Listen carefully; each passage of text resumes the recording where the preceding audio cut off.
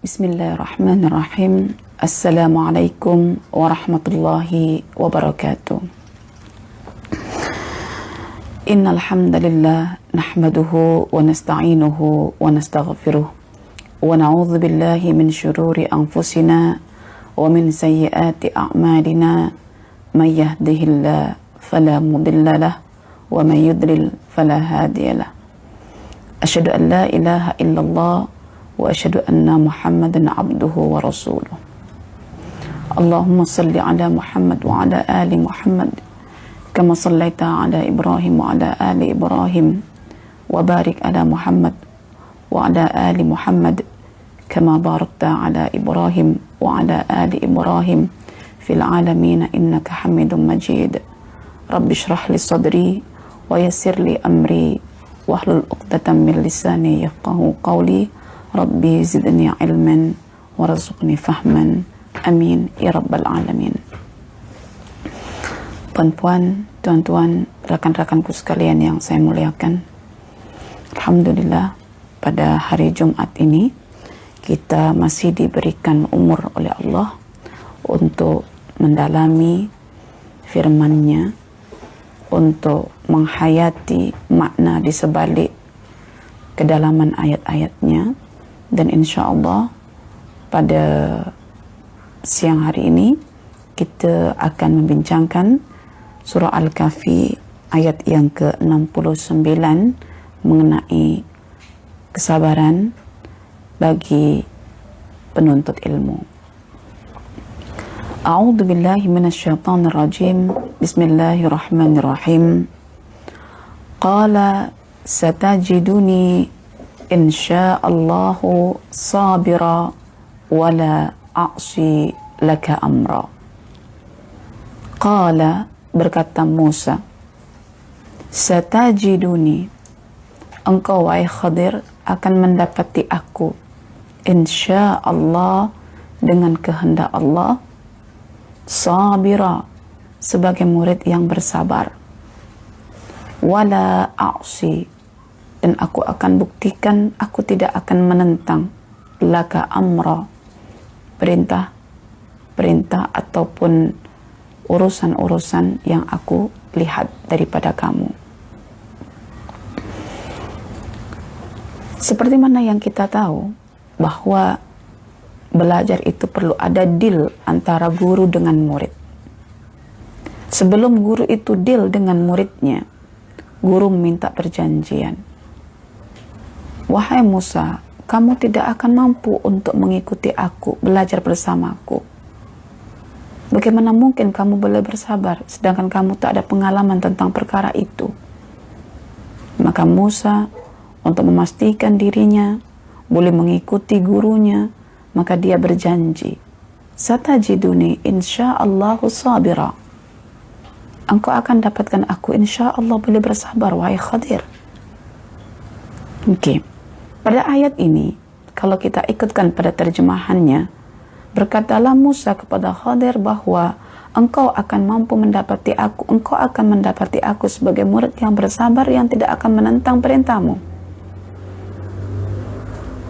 Itu kalau terjemahannya. Ada 3 poin pada ayat ini.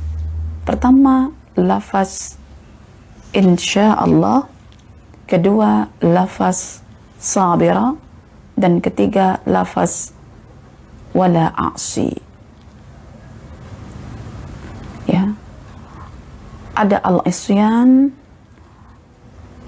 ada al-musabarah, dan ada istithna kalimat insyaallah. Apa hubungan antara ketiga-tiga lafaz ini? Apabila Musa berjanji kepada Khadir untuk bersabar seperti mana yang disyaratkan oleh Khadir, maka sungguh kesabaran itu bukanlah usaha manusia, tapi hanya setakat kehendak manusia yang akan diwujudkan oleh kuasa Allah. Maka perlunya seorang murid itu bergantung kepada Allah. Perlunya seorang murid itu beradab dulu kepada Allah sebelum dia menuntut ilmu. Maka kalimat insya Allah sebetulnya adalah memperjelaskan tentang ungkapan Musa sabira, bahwa Musa menisbahkan kemampuannya untuk bersabar itu atas kehendak Allah. Dan kalimat masyiah dalam Al-Quran itu terkait dengan kekuasaan Allah dalam mewujudkannya. Dia berbeza dengan kalimat biiznillah. Biiznillah terkait dengan takdir Allah. Tetapi kalau masyiah sudah terkait dengan kuasa Allah. Apa makna sabira di sini? Makna sabira di sini adalah wala a'silaka amra. Bermakna sabarnya Musa itu adalah penahanan diri daripada melakukan kritik, komplain, protes kepada gurunya ketika mana dia menyaksikan perkara-perkara yang di luar keilmuannya. Jadi sabar itu maknanya bertahan, menahan diri untuk tidak melakukan isyan, kemaksiatan. Karena kemaksiatan seorang murid adalah ketika dia menentang apa yang diperkatakan oleh gurunya, sedangkan apa yang diperkatakan oleh gurunya itu benar. Hanya saja kemampuan seorang murid untuk menguasai apa yang diperkatakan oleh gurunya itu belum sampai lagi. Pengalamannya masih kurang dalam bab itu. Jadi boleh kita simpulkan di sini bahwa terdapat 3 perkara yang perlu dikuasai oleh seorang murid ketika belajar. Bersabar kepada guru dengan tidak melanggar apa yang diperkatakan guru dengan tetap bersandar kepada kuasa Allah. Itu 3 perkara itu. Sabar bagian tengah, kemudian merealisasikan makna sabar bagian akhir, yaitu wala a'silaka amra, tidak menentang perintah gurunya. Syaratnya kembali pada yang awal, satajiduni insyaallah. Oke, jadi di sini ada adab murid kepada guru, ada adab murid kepada diri sendiri, ada adab murid kepada Allah. Adab murid kepada diri sendiri adalah sabra. Adab murid kepada gurunya adalah wala a'si, tidak menentang gurunya. Adab murid kepada Allah adalah bergantung pada kekuasaan Allah. Dan saya bagi tahu puan-puan dan tuan-tuan, ada satu buku yang mengupas tentang adab para penuntut ilmu. Dikatakan sebagai tajuk buku ensiklopedia karena hampir merangkumi kitab-kitab induk dalam pencarian ilmu, adab pencarian ilmu. Ya, ada sebanyak 7 kitab yang ditulis para ulama-ulama yang memiliki credibility dalam keilmuan, dalam kesalehan mereka. So mereka menulis apa sebetulnya adab yang kena dimiliki oleh seorang murid ketika dia nanti hendak menuntut ilmu. Ya. Dan saya dalam 7 kitab yang direkomend nih, saya mulakan pada buku yang paling terakhir dalam kompilasi buku ini yang ditulis oleh Syekh Bakar Abu Zaid, yaitu Hilya Talabil Ilm, ya, perhiasan bagi para penuntut ilmu. Pada kitab itulah disebutkan bagaimana semestinya seorang murid itu beradab dengan dirinya sendiri sebelum dia beradab dengan gurunya, ya. Dan beradab dengan dirinya sendiri itu dijelaskan hampir 15 adab. Jadi kalau kita tidak mengetahui, maka kita dianggap sebagai murid yang tidak cerdas, bukan smart student. Jadi orang yang cerdas itu dia boleh mengerjakan sesuatu dengan singkat, tak perlu waktu yang lama.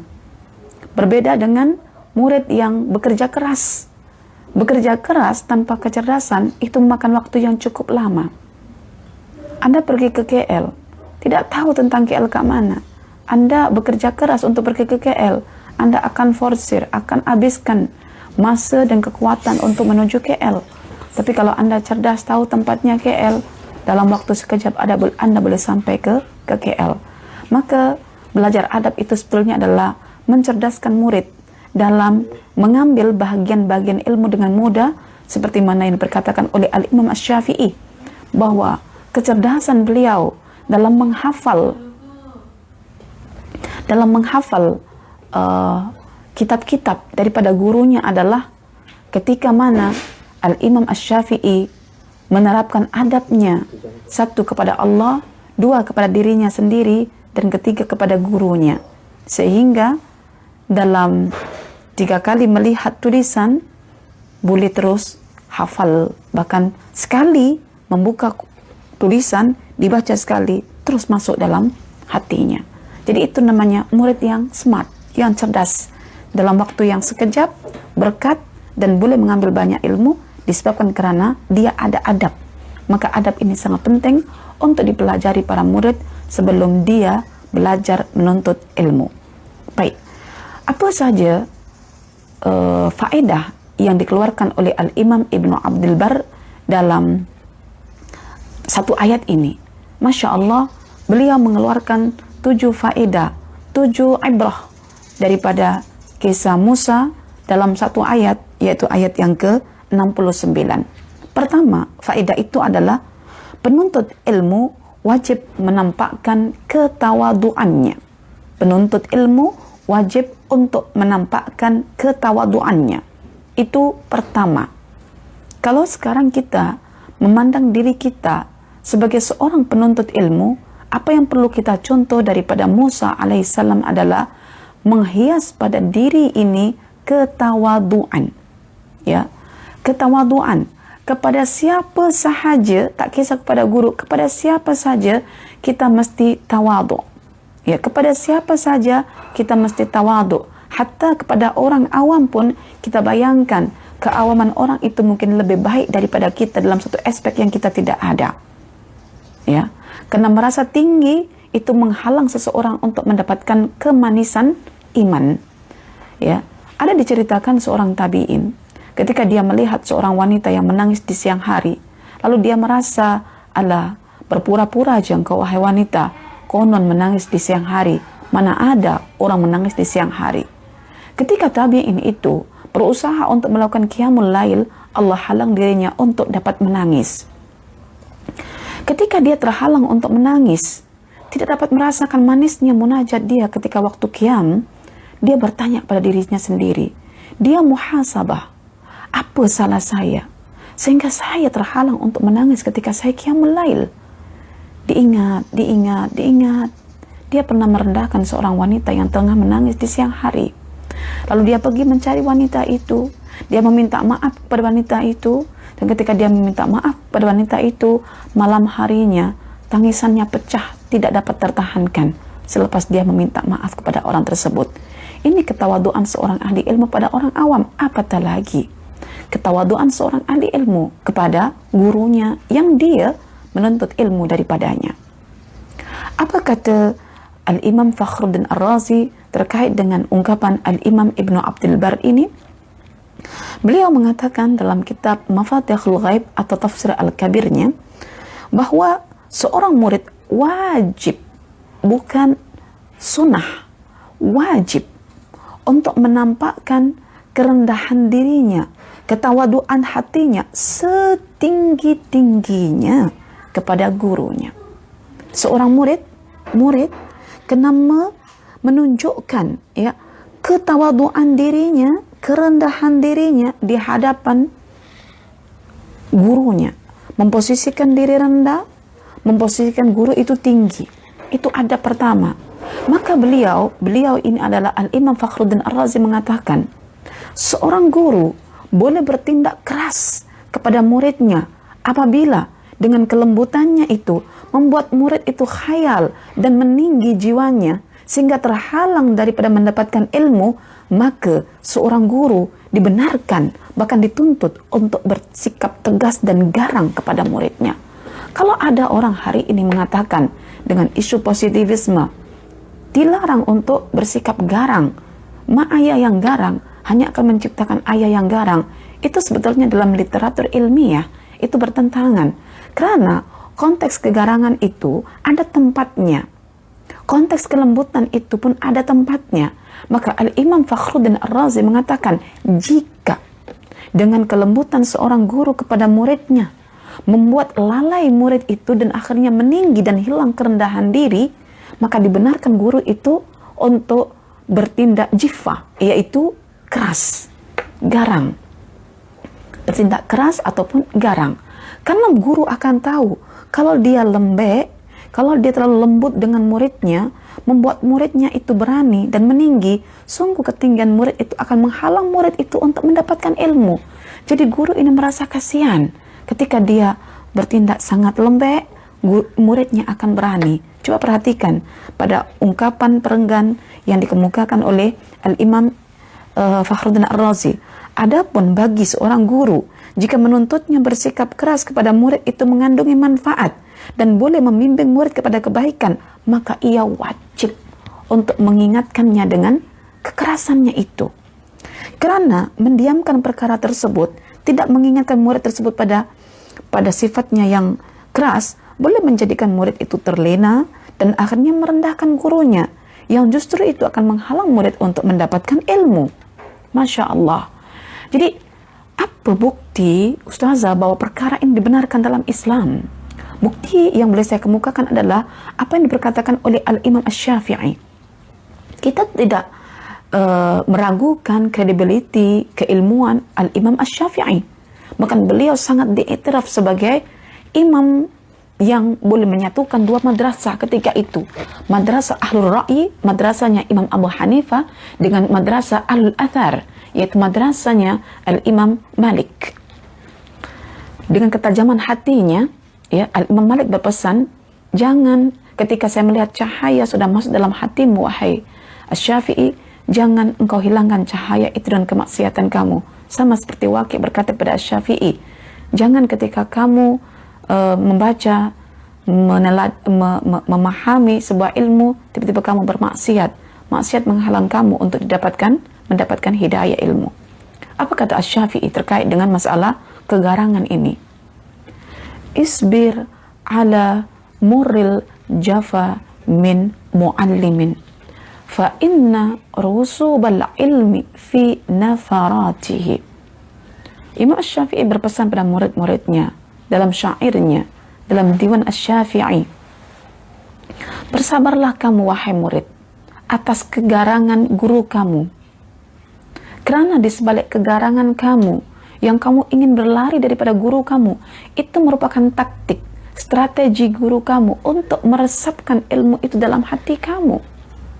Di sini kita boleh melihat ada dua kaidah. Seperti yang saya katakan semalam dalam kelas saya, Islam masuk ke darahnya Umar bin Al-Khattab dengan Islam ketika masuk ke dalam darahnya Abu Bakar As-Siddiq. Kedua-dua menyampaikan berbeza. Dalam hal ketegasan, Umar lah yang terdepan. Dalam hal kelembutan, Abu Bakar lah yang terdepan. Tapi kelembutan tidak bermakna, sehingga Abu Bakar sentiasa meminta ketegasan Umar bin Al-Khattab. Umar bin Al-Khattab sentiasa mengawani Abu Bakar kemanapun dia berjalan. Maka satu ketika datang seorang Arab dan meminta, wahai Khalifah Abu Bakar As-Siddiq, tolong izinkan aku untuk memakmurkan satu bidang tanah. Berikan tanah itu kepadaku, aku akan mengolahnya. Apa kata Abu Bakar? Abu Bakar tak boleh untuk menghalang keinginan orang Arab itu. Maka dia mengatakan, aku izinkan engkau makmurkan, engkau hidupkan tanah, sebidang tanah yang aku berikan itu. Tetapi terkait dengan izinku ini, kamu minta pandangan Umar bin Al-Khattab. Jika ia mengizinkan, buat kerja itu. Jika dia tidak, itulah pendapatku. Datang orang tersebut, ya Umar bin Al-Khattab, aku ada hajat. Aku ingin memakmurkan satu tanah yang telah diberikan oleh Khalifah Abu Bakar As-Siddiq kepadaku, akan tetapi dia meminta kepadaku untuk meminta izin kepadamu. Apa pandangan kamu? Aku tak benarkan engkau untuk memakmurkan tanah yang engkau minta daripada Khalifah Abu Bakar As-Siddiq. Lalu apa kata orang Arab itu? Kenapa engkau menghalang? Khalifah aja bagi tahu saya boleh. Ketika itulah orang Arab itu datang kepada Abu Bakar As-Siddiq. Wahai Abu Bakar, Umar bin Al-Khattab mengatakan, dia tak mengizinkan. Itulah pendapatku. Sungguh aku susah untuk mengatakan tidak. Maka aku minta pandangan dia, agar engkau ambil pandangan dia. Jadi kita meraihkan. Ada model yang keras, ada model yang lembut, tapi ikut pada konteks, bukan melulu. Terkait dengan hal ini juga, terdapat satu ungkapan syair yang mengingatkan kita bahwa tidak ada ilmu yang akan dapat meresap dalam hati seorang murid apabila murid itu tidak merasa rendah. Apabila murid itu merasa rendah, ilmu akan menjadi kawannya. Apabila ia merasa tinggi, ilmu itu akan menjadi musuhnya. Syairnya berbunyi, al-ilmu harbun lil fata al-muta'ali, kasail harbun lil makanil ali. Ilmu itu menjadi musuh bagi seorang pemuda yang tinggi hatinya. Seperti mana arus itu menjadi musuh bagi tempat yang tinggi. Coba Anda perhatikan tentang arus. Ketika hujan turun, ya, mendung tebal berada tepat di atas kawasan perbukitan, pegunungan. Ketika angin memecah-mecahkan kadar air dalam mendung itu, turunlah, tercurahlah hujan. Pertama yang dilalui adalah gunung ganang, bukit-bukit. Tetapi gunung tidak menerima, hanya sebagai laluan saja. Arus itu kemudian menuju ke arah bawah, menujulah satu lembah dan membuat mata air di situ, sehingga kehidupan bukan berada di puncak gunung, tetapi ada di bawah gunung, ya tepatnya di kawasan lembah. Jadi gunung hanya melihat lembah setiap hari. Matanya terbelalak melihat lembah. Sungguh beruntung engkau wahai lembah. Engkau merendahkan diri kamu. Dan engkau mendapatkan manfaat atas arus air itu. Dan aku meninggi ini hanya melihat keindahan ada pada dirimu. Di mana engkau mampu menampung air itu untuk manfaat pengairan sawah, untuk manfaat aliran sungai dan lain sebagainya. Masya Allah, Masya Allah, puan-puan dan tuan-tuan. Ini adab yang pertama. Lalu bagaimana Ustazah caranya kita orang ini boleh merasa rendah, sedangkan Allah bagi kita ini kelebihan? Memang tidak mudah, tidak mudah. Kena ada ilmu. Bagaimana cara kita mengatasi ketinggian diri kita? Ya, antaranya tadi itu, belajarlah dengan alam. Niscaya kita akan rasa malu. Kita akan rasa malu betul-betul, ya, dengan alam itu yang mengajarkan kita. Sungguh gunung hanya melihat, memelototi, ya, lembah-lembah yang menumbuhkan tanaman begitu subur yang dimanfaatkan oleh para petani, mengambil airnya, yang memancarkan semula mata air untuk dimanfaatkan oleh orang-orang yang haus dan dahaga. Tidakkah cukup alam itu berkembang sebagai guru kita? Cukup insya Allah. Karena itu Al-Imam Asy-Syafi'i sentiasa mengingatkan kita dalam bait-bait syairnya yang terakam dalam Diwan Asy-Syafi'i mengenai fenomena alam. Dari fenomena alam itulah beliau banyak belajar. Yang kedua, faedahnya adalah bahwa azam tidak menepati kedudukan perbuatan. Apa makna ungkapan ini Ustazah? Susah untuk difahami. Azam tidak menempati kedudukan perbuatan. Begini maksudnya.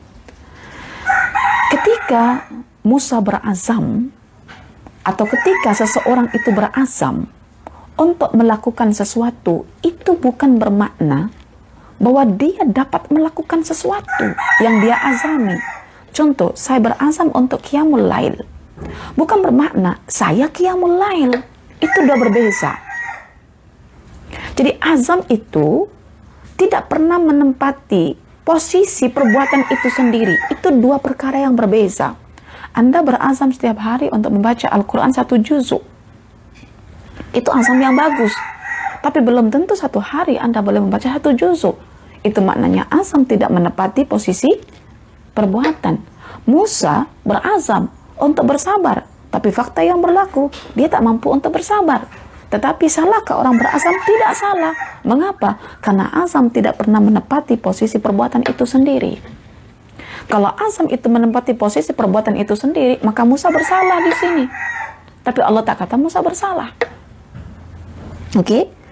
Jadi ketika berazam, maka disitulah manusia kena beristisna. Maka faedah yang ketiga disebutkan, ya, faedah yang ketiga disebutkan syariat untuk mengucapkan kalimat istisna yaitu insya Allah. Itu pun jika Allah menghendaki, saya akan buat.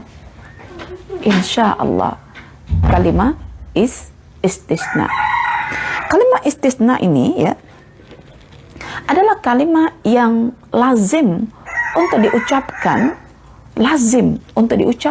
oleh seorang murid apabila dia mengikat janji dengan gurunya. Mengapa? Karena tidak ada sesuatu yang dia janjikan pada gurunya, melainkan sesuatu yang dijanjikan itu akan berlaku jika Allah menghendaki. So, disinilah berlaku adab seorang murid kepada gurunya, ya. Adab seorang murid kepada gurunya, dan itu yang dimaksudkan oleh Syekh At-Tantawi pada adab yang seterusnya, yaitu beradablah kepada Allah. Oke. Jadi faedah yang keempat, ya, faedah yang keempat pada ayat yang ini, bahwa Syekh Muhammad Said At-Tantawi juga menjelaskan perkataan Nabi Musa mendahulukan kalimat masyiah itu merupakan bentuk adabnya kepada Allah.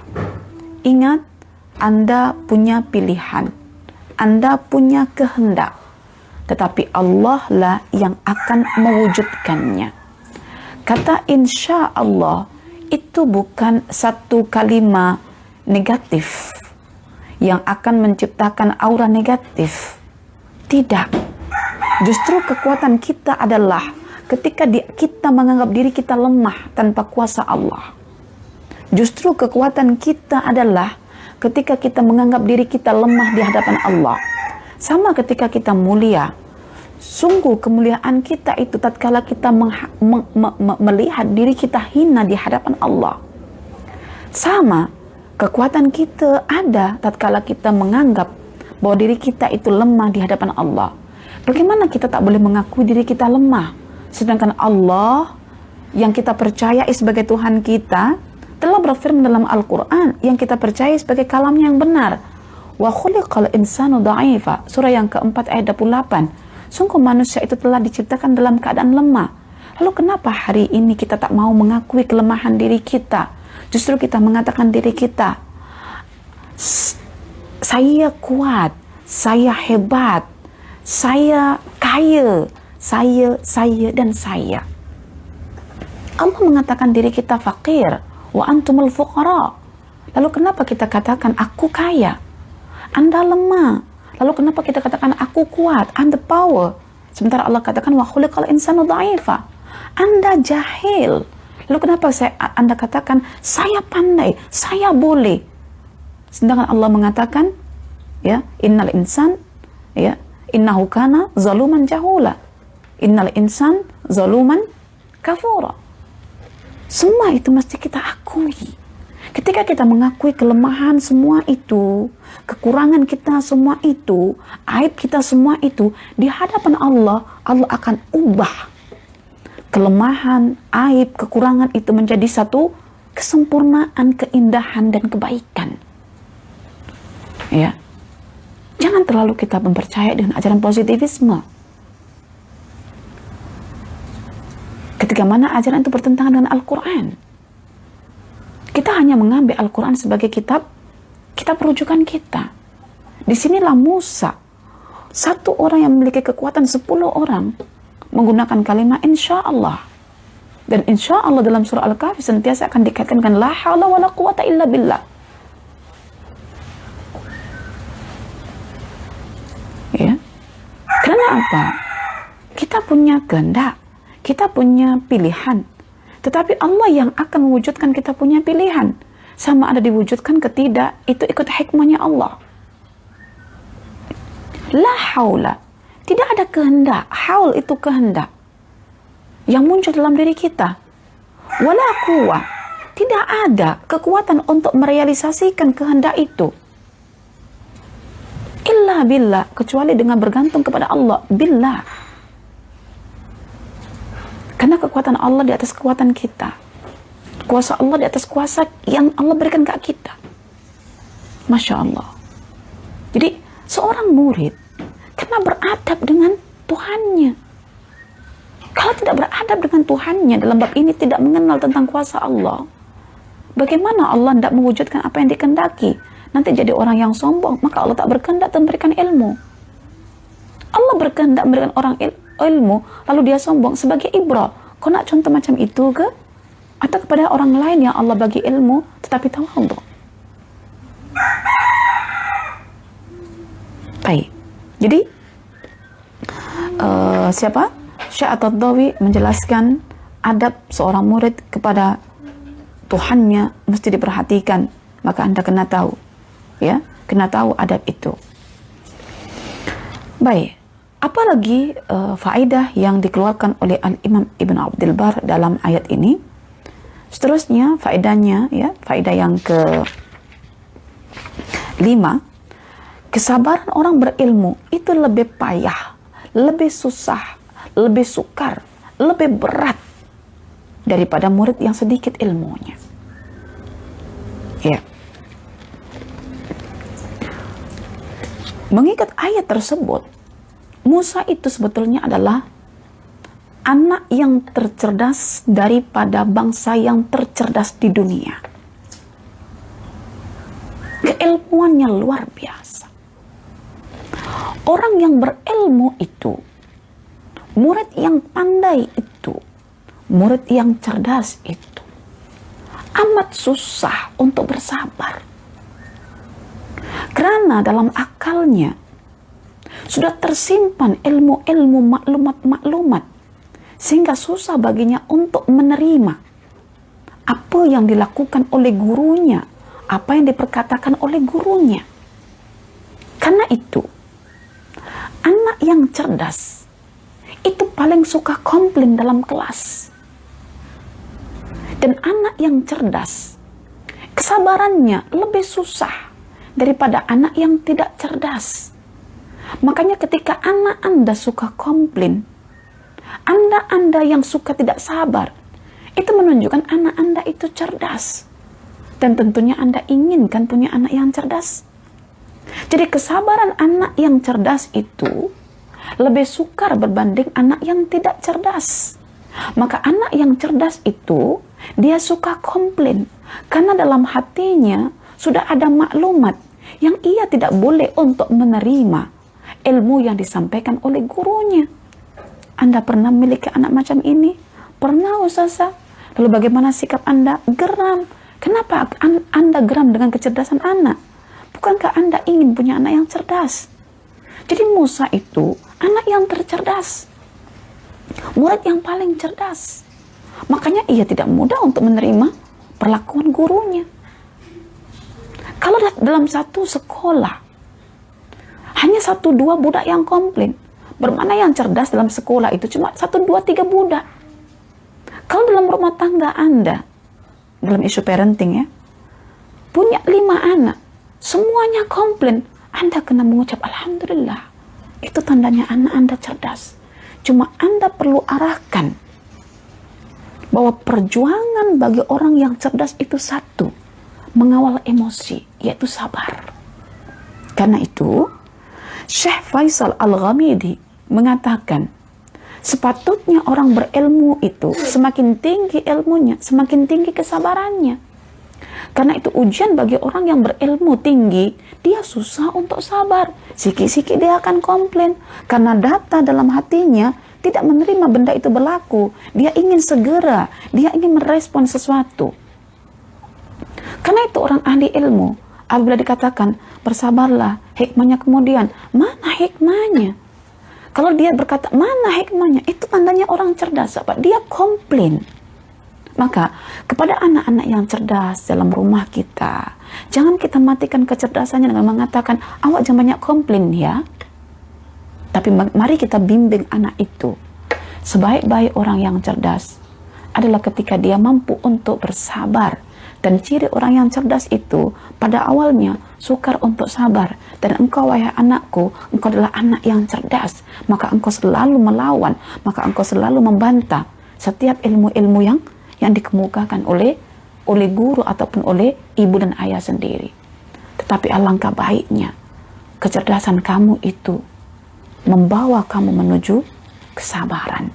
Ingat kata Al-Ghamidi, semakin bertambah ilmu seseorang, sepatutnya semakin bertambah kesabaran. Disinilah Musa belajar untuk bersabar. Ya, jadi perempuan dan tuan-tuan, saya ingatkan, anak-anak yang cerdas adalah anak-anak yang suka komplain. Mengapa? Karena dalam hatinya sudah ada maklumat tentang sesuatu yang ia komplain. Anak yang cerdas, anak yang akan memutus perkataan kita sebelum kita selesai bercakap, karena dia akan keluarkan data-data dia ada. Dan anak yang tak cerdas itu, anak dibagi tahu dia diam aja. Tapi anak yang super cerdas adalah ketika dia punya ilmu, dia simpan untuk mendengarkan orang yang lebih tinggi. Dia menghias kesabaran. Jadi Allah bagi clue kat kita, siapakah anak kita. Anak yang cerdas suka komplain, tapi untuk jadi anak yang super cerdas, kita ajarkan adab. Sebaiknya engkau dengar ibu berkata sampai habis. Apa yang tak faham, maka kamu segera tanya selepas itu.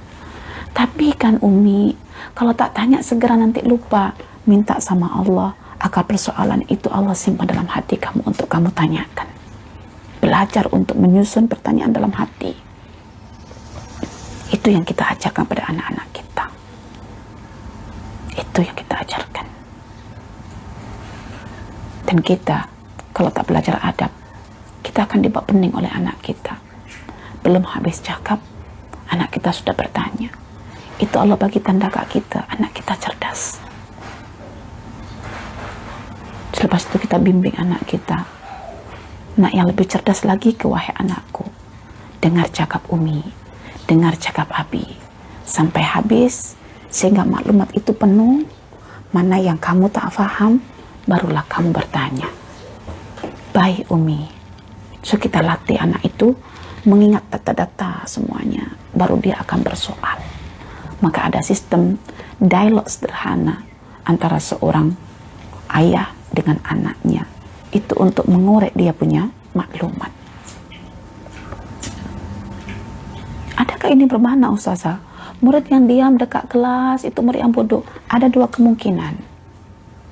Kemungkinan pertama, dia dianggap sebagai anak yang tidak cerdas. Iya.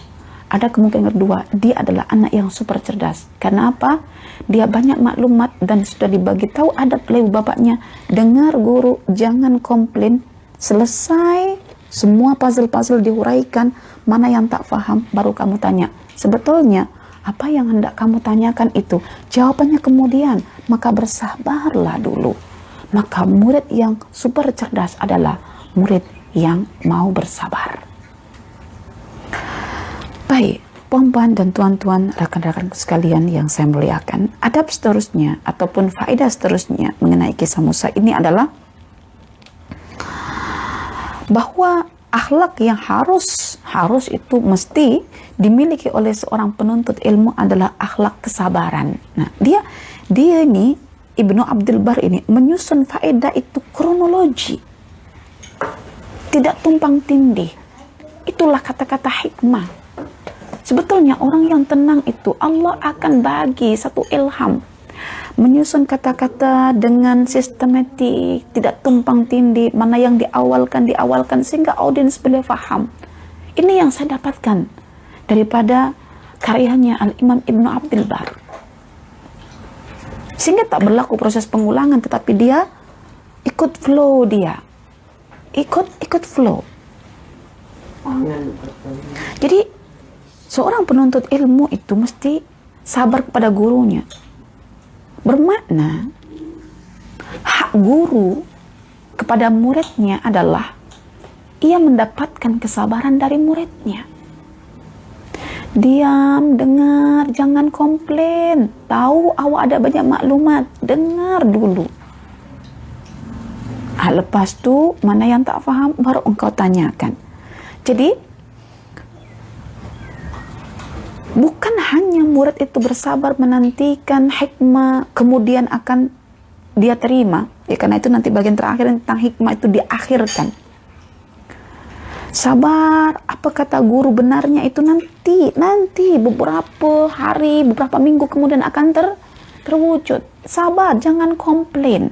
Itu yang pertama, merupakan hak guru adalah murid itu sabar dan percaya apa yang dikemukakan oleh gurunya.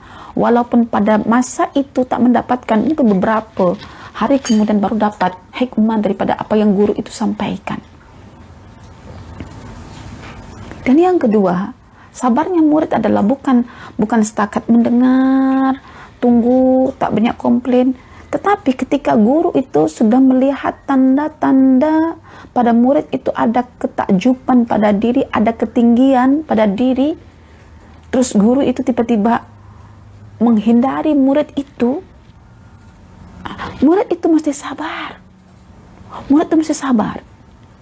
Ada seorang syekh besar, ketika dia mendapati muridnya itu pandai sangat, lalu semua murid-murid yang lain kagum kepadanya. Lalu murid-murid yang lain itu berkata kepada syekhnya, "Wahai syekh, apa pandangan engkau tentang Fulan bin Fulan itu?" Apa kata syekh? Fulan bin Fulan, murid yang pandai itu, dia sebelumnya tak pandai pun. Guru itu menjatuhkan muridnya yang pandai di hadapan murid-muridnya yang mengagumi murid yang pandai itu tanpa sepengetahuan murid itu yang pandai. Itu di mana satu ketika murid yang tak pandai ya bersendirian bertanya pada syekhnya, "Wahai syekh, apa pandangan engkau tentang kawan saya Fulan bin Fulan ini?" Kata gurunya, "Dia murid yang biasa aja, tak ada apa-apa pun." Apa tujuan syekh ini berkata? Ketika murid yang pandai itu bertanya, "Wahai syekh, kenapa engkau perlakukan aku seperti ini?" Apa kata syekh? "Aku hendak membuat kamu merasa rendah diri. Ketika rendah itulah Allah akan bagi ilmu kepada kamu." Sudah dijangka, insya Allah kalau guru yang kita pilih itu guru yang saleh, ilmunya sahih, memperhatikan perkembangan muridnya, mengharapkan murid-muridnya menjadi pewaris ilmunya, apa yang dilakukan untuk kebaikan muridnya, percayalah itu. Dan Anda akan tahu ketika guru itu telah tiada nanti. Sama kebencian orang-orang Arab ketika itu pada Umar radhiyallahu anhu. Kegarangan, ketegasan, kekerasan Umar amat dibenci oleh mereka-mereka itu. Tetapi hikmah di sebalik ketegasan Umar itu dapat dibaca ketika Umar sudah tiada. Karena itu, pada faedah berikutnya, teladan dalam berkhidmat kepada guru adalah sami'na wa ata'na. Dengar apa kata guru itu selagi guru itu tidak melanggar perkataan dalam Al-Quran ataupun sunnah Nabi. Ya, berkhidmat itu adalah manut itu adalah patuh. Ya, di sini penulis buku ini untuk mengukuhkan faedah Al-Imam Ibnu Abdul Bar ya mengutip pandangannya yaitu Profesor Dr. Hamka ya terkait dengan masalah rahasia di sebalik kepatuhan seorang murid kepada guru itu apa ya. Jadi Hamka pernah menyebut dalam tafsirnya mengenai firman Allah ya, dan aku tidak akan menentangmu ya dalam sesuatu urusan apapun. Itu dengan tafsirannya, aku akan patuh kepadamu guru. Apa yang engkau ajarkan aku akan semak baik-baik. Bahkan segala segala sesuatu yang guru perintahkan kepadaku selama aku belajar kepadamu wahai guru, aku tidak akan bantah. Ya, aku tidak akan derhakai. Aku akan dengar, aku akan patuh. Itu kata Hamka. Walaupun ketika itu murid belum tahu apa hikmahnya, macam seolah-olah kontradiktif dengan keyakinannya. Tapi percayalah, guru yang telah Anda pilih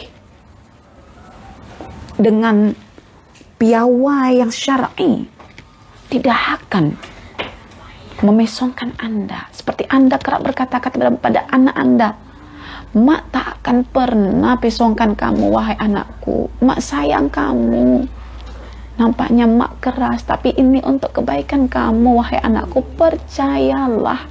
Kan selalu begitu. Nanti engkau akan dapat tahu apa hikmahnya lepas mak engkau dah tak ada nanti, nak.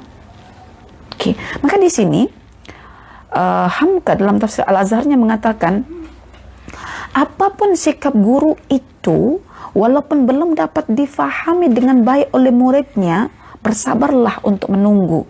Karena kadang-kadang rahasianya itu akan didapat kemudian. Oke, lebih mudahnya saya fahamkan tentang isu COVID pada era pandemik ini. Ustazah, kata Ustaz, COVID ini tak lain tak bukan yang terbaik untuk kita. Membawa kebaikan untuk kita. Betul ke Ustazah? Macam tak je. Saya bertanya, apanya yang tak betul? Tak betul lah Ustazah. Saya diputus kerja. Istri anak saya kelaparan. Konflik rumah tangga pun berterusan. Cari kerja sana susah, situ susah. Ini ke kebaikan COVID itu. Kita mesti ingat satu kaidah, puan-puan dan tuan-tuan. Tidaklah sesuatu ya yang tidak dapat diketahui bermakna sesuatu itu tiada. Boleh faham? Ya. Sesuatu yang Anda belum tahu itu bukan menunjukkan bahwa sesuatu itu tidak ada. Hikmah di sebalik pandemik ini Anda belum tahu. Tapi ketidaktahuan Anda itu bukan menunjukkan hikmah itu tidak ada. Karena hikmah itu akan datang kemudian, bukan seketika itu. Maka Anda kena bersabar untuk menantikan janji Allah. Tapi menantikan janji Allah, Anda jangan lupa penuhi hak Allah dulu. Minta kepada Allah, wa fis sama'i rizqukum wa ma tu'adun. Rizki itu bukan dekat office. Rizki itu bukan dekat satu syarikat. Rizki itu bukan dekat bumi. Tapi rizki itu ada di atas, di bawah pengaturan Allah Subhanahu wa ta'ala. Sehingga jangan lupa, era pandemik yang membuat orang banyak putus kerja di Indonesia, hampir 3 juta per hari orang diputus kerja. Itu sesuatu fenomena yang biasa. Tapi apa hikmah di sebalik itu? Hikmahnya belum kita dapatkan karena baru saja terjadi. Anda di PHK, di drop out daripada syarikat hari ini, takkan dapat hikmah hari ini, tidak mungkin. Karena itu kita ingat kata Hamka di sini, hikmah itu menyusul kemudian. Ya, hikmah itu menyusul kemudian. Anda jangan abaikan hak Tuhan. Apakah hak Tuhan itu? 3 hak Tuhan itu. 1, Tuhan itu ditaati. 2, Tuhan itu diingati. 3, Tuhan itu disyukuri. Ya. Wattaqullaha wa ati'uni. Taatilah aku, itu kata Allah. Wadhkuruli, ingatilah aku. Washkuruli, dan bersyukurlah kepada aku. Itu yang 3 perlu kita jaga. Adakah kita sudah faham apa ketaatan? Adakah kita sudah faham apa makna zikir, mengingat? Adakah kita sudah faham apa makna syukur? Ketiga hak Allah saja kita blank, zero, tak tahu langsung. Lalu kita menuntut hikmah apa yang Allah nak bagi kat kita. Hikmah berjalan selari kita. Wa fi anfusikum afala tubsirun. Kita membagi hak Allah untuk kita taati, untuk kita ingati, untuk kita syukuri. Baru hikmah itu akan datang silih berganti, menyapa kehidupan kita menuju kehidupan yang lebih baik. Karena hakikat kehidupan kita bukanlah jasad kita, tetapi ruh kita. Apapun yang berlaku, hal pertama yang diserang bukan jasad kita, tapi ruh kita. Maka tanyakan diri kita, apa makanan ruh bagi kita hari ini? Adakah ketaatan pada Tuhan kita? Adakah kesyukuran pada Tuhan kita? Adakah keingatan kita pada Tuhan kita? Kalau tidak, jangan pernah menuntut untuk mendapatkan hikmah di sebalik isu pandemik ini. Iyyaka na'budu, tunaikan hak Allah, wa iyyaka nasta'in, baru mohon kepada Allah. Baik, itulah 7 hikmah, ya, 7 ibrah di sebalik ayat 69 mengenai kisah kesabaran Musa alaihissalam ketika menuntut ilmu. Baik, puan-puan dan tuan-tuan, saya cukupkan sampai di sini. InsyaAllah Jumat yang akan datang kita akan bincang ayat yang ke-70. Sekian, terima kasih. Assalamualaikum warahmatullahi wabarakatuh.